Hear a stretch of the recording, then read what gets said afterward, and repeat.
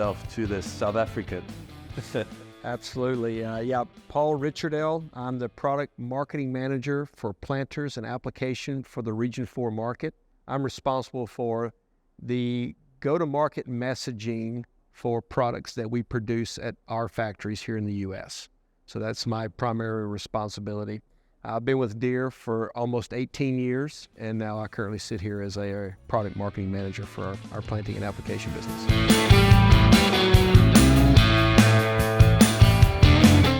Yeah, welcome, Paul. So today we just want to talk to you about the cab and the lighting of the new R series sprayers or the 600 series sprayers. Maybe if we can talk a bit on the cab and the comfort and the benefits that you have from the new style cabs. Yeah, so glad to be here. First of all, thank you for inviting me.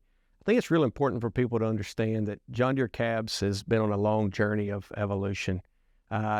Too many years went by where we were working individually in our product lines, delivering solutions in those cabs, and maybe the experience wasn't consistent from one machine to the next. And recognizing that through our customers, that at the end of the day, we found some were more comfortable, more relaxed, more accomplished at the end of the day than others. And I think the end result of that is that we recognized we needed to have a cab that was consistent across multiple products. We needed to have a cab that made you feel better during the day. And so, we went down this user experience opportunity and said, how can we create creature comforts in the cabs that are delivering meaningful value to our customers? And so we targeted things like, more headroom in the cab, better visibility.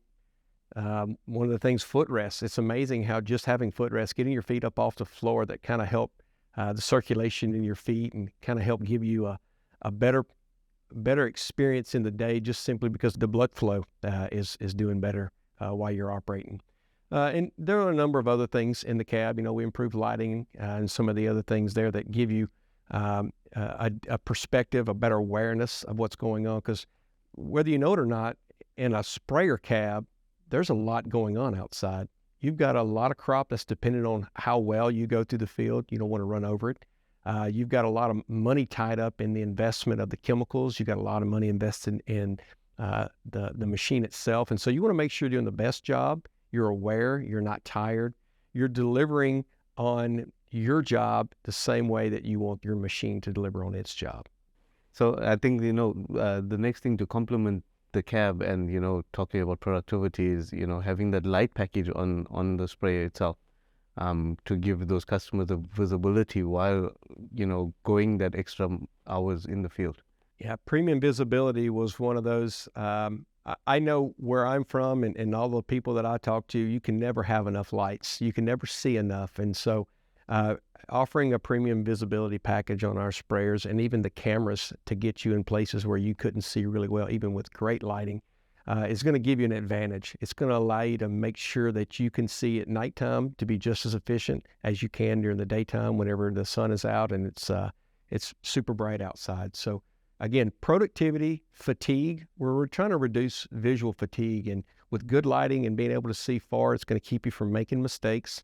It's going to allow you to see around the operation, prevent hazards, prevent mistakes, giving you the best opportunity, again, to be as productive in the day as your machine is. And so these lighting packages are really designed around customers who need to work longer hours, need to stay sharp, awake, alert, and productive. And so that's really our motivation behind delivering these lighting packages and visibility packages for our cabs. Paul, how has the actual light technology evolved over the years? Yeah, lighting technology, goes beyond my capability, but I can tell you, as we had halogen lights and some of these premium lighting packages, which generated a tremendous amount of heat, did not have the life expectancy that maybe we needed in the conditions that we were putting them in. Dust, you need to be able to see through some of that dust and still be able to make adjustments, make reactionary changes to your operation. LED lights, the technology of LED lights has really allowed us to get more lumens out into the distance with less heat generation, more clearly visible at longer distances, and frankly, they last longer. So the technology has advanced tremendously over the last 10 years, at least in my lifetime in product development. LED lights has been a game changer in night visibility. Thank you. The next one we want to talk about, going back to technology, and can you touch a bit more on the command drive, benefit for a customer, fuel usage, if we can elaborate more on that. Absolutely. Command drive, this is kind of the limited slip for your sprayer. It's going to allow you to get in the field. The value is in not spinning the tires and creating those ruts, allowing you to have the power in the wheel where you need it so that you can get through those tough conditions. Command drive is going to benefit you in fuel consumption. So a reduction in fuel consumption is going to take the RPMs of your machine down when it's not necessarily needed. And then it's also going to give you a quieter experience within the cab, right? So you don't hear any of the transmission whine. You don't hear the engine revving up at all the time. It kind of gives you a better experience. Again, just like visibility, if you're not listening to the loud sounds, it's not putting additional strain on areas that are not needed, and it allows you to focus on the job at hand and giving you confidence that you can get the job done with enough fuel, get the job done when it's a little bit wetter, maybe not ideal conditions, and allow you to have the power that you paid for in your John Deere sprayer. It's interesting. I mean, we've got the autonomous driving. I mean, there's the future. I mean, I guess on the one hand, controversial to an extent that people see job loss, or on the other hand, efficiencies, right? So, but I'm taking at the moment, it's like this beautiful synergy almost between driver and machine, right? And how do you see the future of that? I mean, it's a bit of a controversial topic, but at the same time, I guess at the end of the day, machine doesn't get tired. The normal story. Yeah, autonomy is a buzzword. A lot of people are talking about autonomy. Really, it boils down to efficiency. It boils down to how do you have enough skill, enough capability, and enough time to manage all the things that we're being demanded on operations today. And autonomy and even semi-autonomy, so people in the cab still monitoring the gauges, but the machine doing a lot of the decision-making on the go, is allowing us to be there, but not necessarily have to have the skill set of maybe our predecessor, because maybe we're skilled in a lot of different areas on the farm, and we're multitasking. As we talk with growers around the world, I think labor becomes something that is number one in a lot of their operations, but it's not necessarily just labor, but it's skilled labor. Skilled labor in the job that needs to get done. The crops are expensive, the machinery is expensive, the chemicals you're putting down is expensive, and you want to make sure you give that machine its best step forward in its ability to do the job you bought it for.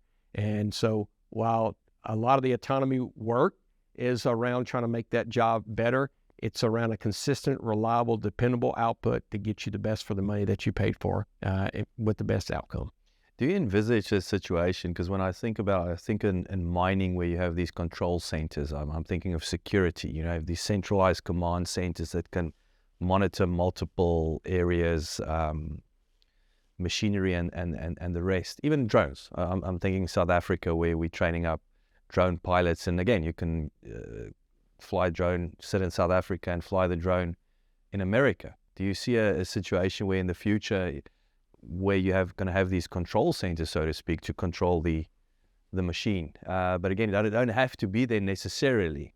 I think Deere is an innovative company. We're continually looking at ways to make the job of applicating or spreading or nutrient placement better. I can't speak to all the different things that we may or may not be working on, but I think it would be prudent for us to understand if that's a need for the market. It would be prudent for us to understand that we're in the business of delivering solutions to customers in and around the job of planting, spraying, general farming, tilling. No matter the job, we're in the business of delivering those solutions, and we're driving towards making the job better, making the job easier, and returning some of that investment back to our customers' pockets. And so if that's the direction the business takes us, then we'll be positioned well to receive it that way. I like that question in the sense that, you're forward thinking about it, but also we're heading in that direction, but we somewhat there today, where we, as a dealer, you can monitor those machines, you can predict failures before they actually happen on a machine. But for a customer as well, he can monitor his whole operation using our operation center and the cloud. He knows exactly what machine is working in what field. He can see the fuel consumption. So we're probably halfway there, as you see today.